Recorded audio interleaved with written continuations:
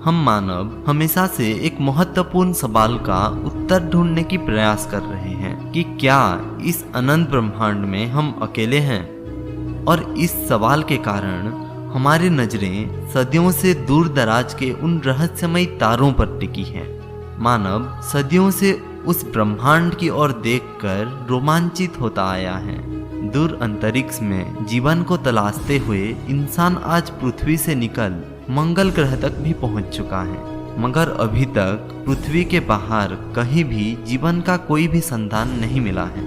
हमारे अपने ही आकाशगंगा में लगभग 100 से 400 अरब तारे हैं, जिनका चक्कर कम से कम 200 अरब ग्रह लगा रहे होंगे।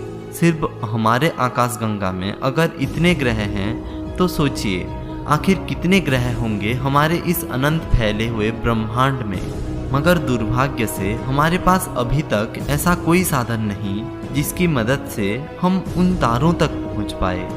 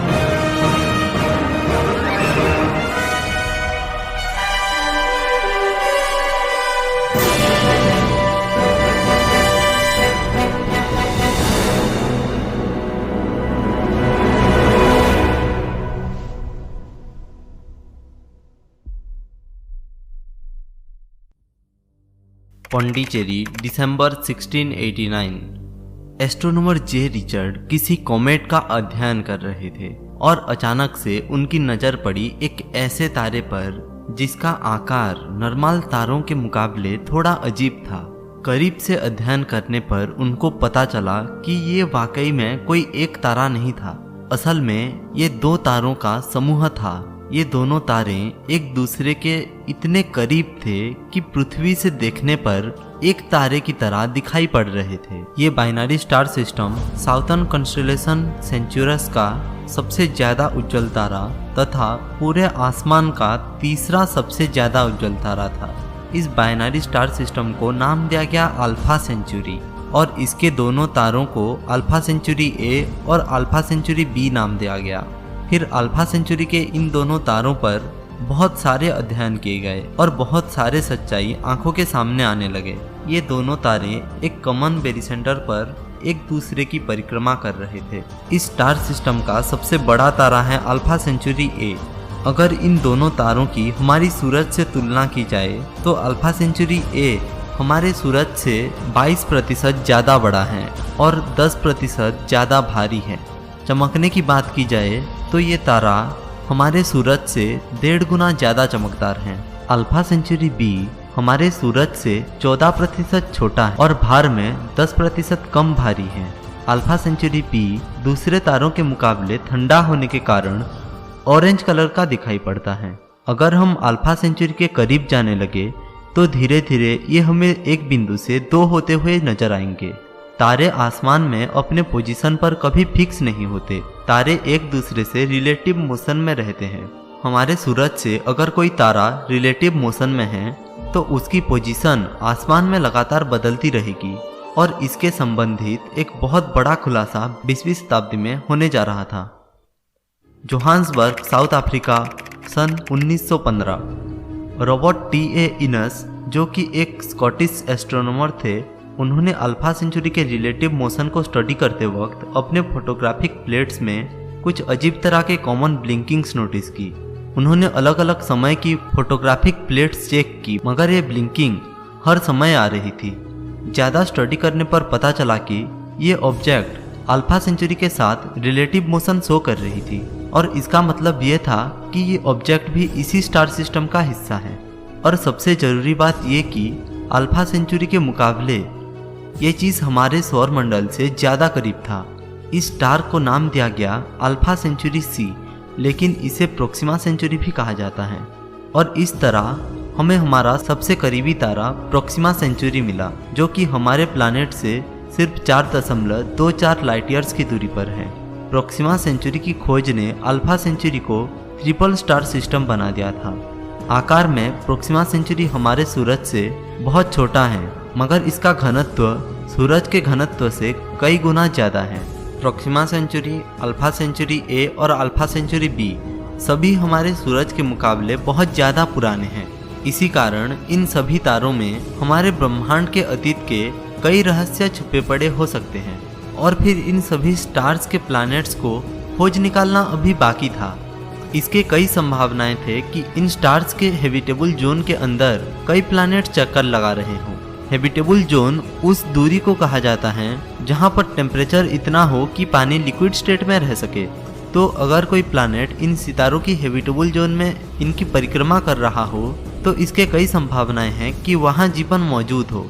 और इसके संबंधित एक बहुत बड़ा खुलासा 21वीं शताब्दी में होने जा रहा था। यूरोपियन साउथर्न ऑब्जर्वेटरी, जनवरी सन 2016। दुनिया के अलग अलग देशों से 31 वैज्ञानिकों की एक टीम बनाई गई। इस प्रोजेक्ट को नाम दिया गया पेल रेड डॉट प्रोजेक्ट। 24 अगस्त को वैज्ञानिकों के इस टीम ने एक बड़ी कामयाबी हासिल की। इस टीम ने खोज निकाला था बिल्कुल ऐसे ही एक प्लैनेट को जो कि प्रोक्सिमा सेंचुरी को ऑर्बिट कर रही थी। इस प्लैनेट का नाम दिया गया Proxima Centauri B. Proxima Centauri B Proxima Centauri से सिर्फ 7.5 मिलियन किलोमीटर दूरी पर है, जो कि प्रोक्सिमा सेंचुरी स्टार के हैबिटेबल जोन के अंतर्गत है। और यही कारण है कि ये प्लैनेट इतने लोगों के नज़र में आई। किसी प्लैनेट का हैबिटेबल जोन में होने का मतलब यही होता है कि वहाँ पर टेम्परेचर रहने लायक होगा। लेकिन अभी तक ऐसे किसी चीज़ का पता नहीं लग पाया है जिससे ये प्रमाणित हो कि वहाँ पानी और एटमॉस्फेयर मौजूद है। यहाँ की सबसे बड़ी प्रॉब्लम है कि कम दूरी होने के कारण ये प्लैनेट प्रोक्सिमा सेंचुरी के साथ टाइडियली लॉक्ड हो सकता है, यानी कि इसके एक तरफ हमेशा दिन और दूसरी तरफ हमेशा रात होगा और रहने के लिए हमारे पास सिर्फ बीच की जगह बच जाएगी। एक तरफ बेहद गर्मी और दूसरी तरफ बहुत ठंड। ऐसे में डार्क साइड में रहने के लिए हम बड़े बड़े शीशों को आसमान में भेजकर डार्क साइड को रोशन कर सकते हैं। शीशों पर लाइट रिफ्लेक्ट होकर डार्क साइड को रोशन कर देगी। अगर कभी हम अल्फा सेंचुरी पर पहुंच जाए तो एक बेहद खूबसूरत कुदरत का करिश्मा देखने को मिलेगा। रात के समय प्रोक्सिमा सेंचुरी बी के आसमान में दो सबसे बड़े ब्राइट स्टार दिखाई देंगे और वो होंगे अल्फा सेंचुरी के बाइनरी स्टार्स। इस प्लैनेट पर जीवन होना इंसानों के उजले भविष्य के लिए एक बहुत बड़ी आशा की किरण होगी। और इन सब के बीच एक ऐसा घटना हुआ जिससे सभी पृथ्वीवासी के नज़र अल्फा सेंचुरी की ओर आने लगी। एक ऐसा रहस्यमय घटना जो सभी वैज्ञानिकों का दिल दहला देने वाला था। पर्क्स रेडियो टेलीस्कोप, ऑस्ट्रेलिया, अप्रैल सन 2019। ऑस्ट्रेलिया में स्थित पर्क्स टेलीस्कोप पर एक बहुत ही रहस्यमय रेडियो सिग्नल रिसीव हुआ जिसकी फ्रीक्वेंसी थी 982 मेगाहर्ट्ज और रेडियो सिग्नल की डायरेक्शन थी exact position of Proxima Centauri B. सिर्फ यही नहीं, प्रोक्सिमा सेंचुरी बी प्लैनेट का जो मूवमेंट था उसके साथ रिलेटिवली रेडियो सिग्नल का डायरेक्शन भी चेंज होता रहा, यानी कि सिग्नल्स प्रोक्सिमा सेंचुरी बी से ही आ रहे थे। सबसे रहस्यमय थी इस रेडियो सिग्नल की फ्रीक्वेंसी 982 मेगाहर्ट्ज। इतनी फ्रीक्वेंसी किसी भी नेचुरल एस्ट्रोनॉमिकल घटना से पैदा नहीं हो सकती, और तो और किसी मानव निर्मित स्पेसक्राफ्ट की रेडियो फ्रीक्वेंसी भी इतनी नहीं हो सकती। और इतने सारे सबूत सीधा इसी तरफ इशारा कर रहे थे कि ये एक एलियन टेक्नो सिग्नेचर है। दिसंबर 18 को ये खबर ब्रिटिश न्यूज़पेपर में लीक हो गई थी और सभी न्यूज़पेपर में यही हेडलाइन था, a strange signal from Alpha Centauri. इस रेडियो सिग्नल को नाम दिया गया BLC1, यानी कि ब्रेक थ्रू लिसन कैंडिडेट 1। इस फ्रीक्वेंसी पर अभी भी कई सारे रिसर्च चल रहे हैं और परिणाम आना अभी बाकी।